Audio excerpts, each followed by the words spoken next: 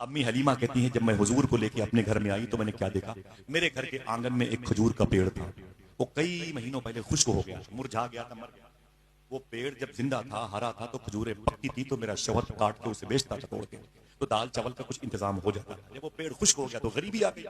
अम्मी हलीमा कहती, लेकिन जिस वक्त मैं हुजूर को लेके अपनी गोद में अपने घर में दाखिल हुई, वही खुश्क पेड़, देखना कितने लोग सुभान अल्लाह कहें, वही खुश्क पेड़ हरा हो गया। वही खुश्क पेड़ हरा हो गया। यही नहीं, पत्तियां ताजा हो गई। यही नहीं, खजूरों के फूल निकलने लगे। यही नहीं, अम्मी हलीमा कहती हैं खजूरें भी निकलने लगी।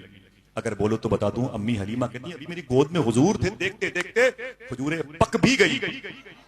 मैंने कहा मेरे शौहर बड़े कमाल की बात है, जल्दी तोड़ो जल्दी तोड़ो। मेरे शौहर ने सारी खजूरें तोड़ी, बर्तन में रखे। मैंने कहा जा करके साथ खानदान के करीब मार्केट में इसे बेचो, दाल नमक चावल जो मिले ले आओ, घर में गरीबी है।